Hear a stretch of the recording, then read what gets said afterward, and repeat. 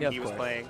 And now it's the Fox players, and now we'll see where it goes from now. And a bunch of floaty trash. But is that our that our fault? That's you and me. Yeah. I'm so sorry, guys. But looks like we're getting on our way here. So I'm assuming Mike is red and Curtis is blue. He takes a quick first stock. That's pretty impressive, honestly. But I mean, the Fox Ditto's so volatile, man. Yeah, I think that was people had that perception for a very long time because it was like a type of matchup where punishes can go a long way, and also was just like pretty under practiced, I want to say, for a very long time. But now, like these two in this region, it's like a matchup that everyone, like both these guys have played a ton now. Yeah, it's a matchup you have to know, to be fair. Yeah. All right. But honestly, MG off to a really impressive start here. Yeah. Oh. Crazy F-tilt? F-tilt. It was like the only thing that worked there too, which is kind of the fun part. No, I agree. And now, Mike taking the first 2 stocks. That is, it's pretty big now. Ledge dash roll. Yeah. Interesting. But yeah, I mean, MG really a player with a lot to prove, especially because he's having this opportunity to start traveling.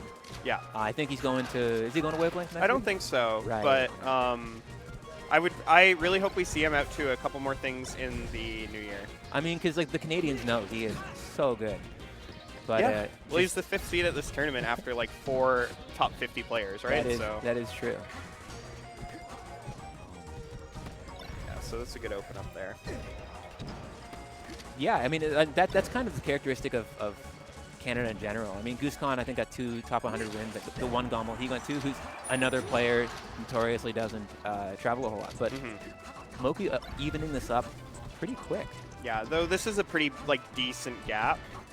I find like the real leads start when you get someone past knockdown. Okay, Mike, Curtis, I think, is realizing that like keeping up with Mike's swirliness is a lot harder than you'd think it is, and he's slowing it down. He's fast. I mean, yeah. And he's one of those players who does a lot in front of you and makes you feel like you need to catch up to him and play his game. But that's really like playing into his plan because he's just so good in those scrambles. But yeah, I mean, last stock game 1.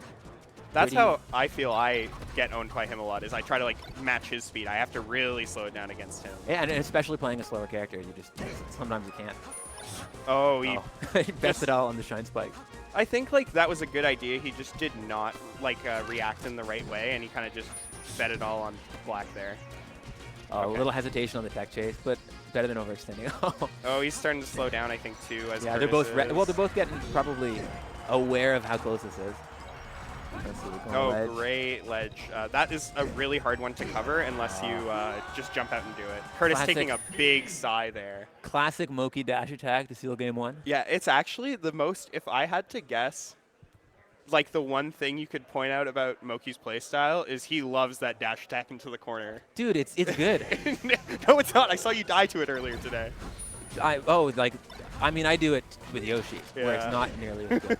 It is really good because it sets up for kills on like basically every character. Yeah. Oh, nice. Calling out that shorten. Really taking a full stock lead. Yeah. This is hard. I think Moky, characteristically, a pretty slow starter in sets.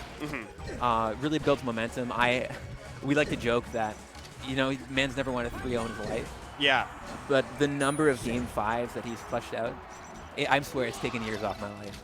Well, I think, like, yeah, he actually cannot make it easy for his fans and friends, you know? Like. Yeah, it's, but, I mean, really looking like he has something to say about that here, because man's up a big 2 stocks in game 2. Yeah. Though, I mean, this is the opposite of what we just had last game. Okay. All right, little edge guard. That'll kill, yeah. That'll do. Fiction one time said something that's like the best throw in the Fox Ditto is the one that puts the other guy off stage. And like I think there's some truth to that, right? Yeah, no, I for sure. I mean, it's so easy to get blinded and like really obsess over the punish and hitting as much as you can. Oh, that's but the MG. Sometimes, what, up throw shine? Up throw double shine. But sometimes all you need is just to throw him off stage and cheese him. But yeah, Moky really running away with game 2. It's Yeah, this is looking tough. It is a Fox Ditto, so things can change, but like this is the thing. Curtis is, like you said, a slow starter, and he also is so good at like the weird player-to-player stuff. I think like he is really good at making like mid-set reads. This is the kill. Both of us know that because it's like he just has like a Rolodex of player-specific reads. Yeah. And the more you've played him, the harder it is to beat him. And he holds on to stuff for years and years too. It's bizarre because these guys used to play a ton. Because again, they were both playing in like what were they, like numbers like 1 and 3 in Durham for a region really for years. long time. Yeah, it was like Moky, and then I want to say Fork, and then MG. Yeah, and Fake was the number 3 for a while there too. Right, but so these guys have a ton of history, and the funny thing is, no matter how, like a lot of the time, even if it's been years, those little habits they still stick out in people's play. Right, so I wouldn't be surprised if he's if it's returning to him, like what he needs to focus on in this matchup. And even then, he's like catching, he's catching Mike trying to like stuff him a lot more and doing like quick little dashbacks, and that's really getting him a lot of mileage, allowing him to find pretty early knockdowns too, which are like the main thing I think you're looking for in this Fox Ditto. It's like so much easier to convert when you get those knockdowns. Yeah, I mean, especially both these guys are pretty solid off the tech chase. So when you get so much bang off of a single shine and a single knockdown, like of course you're gonna be really fixating on that. Yeah, if you ask any top player, like what's the main thing about Moky's gameplay that you think is or he's really good at, better than everyone else, is it's his reaction tech chasing. It's disgusting, honestly. Yeah. Like so frustrating. He is convinced that reaction tech chasing isn't that hard. Yeah. And the rest of us are just convinced that he's a freak.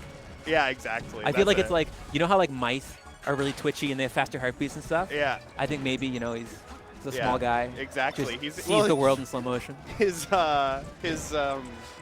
neurons take less time to go from the brain to the hands, right? So. Right. I see Mike very tall. He's a losing battle. Yeah, exactly. MG should have been shorter for this set. Yeah. But, bouncing off the underside. Battlefield. Yeah. No, that's a tough one.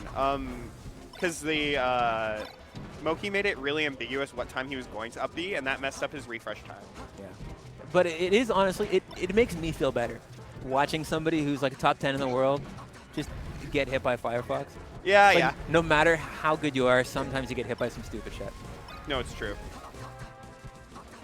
Yeah, now you see, like, as the set's gotten away from him, you see MG's way less likely to, like, make big, like, aggressive plays, which are the thing he gets a lot of mileage on. Right, and he's going against his gut, right? Yeah. Because he was there up tilting, and then Moky just jumped over it, right? Yeah, exactly.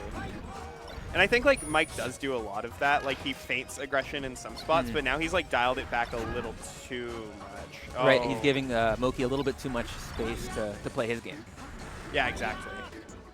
Nice. Going back to ledge there. Yeah, I think Moky did that one, like, too many times in a row. I mean, it's... Okay, up air. Kind of feels like MG's getting a little bit stuck. A little bit slow. Losing his walls a little bit. Right. Yeah, man. I don't know what it is. It feels like everyone's missing their execution today. Yeah, it could be. I mean, could just be nerves, man. It's, like I said, a lot of people not used to playing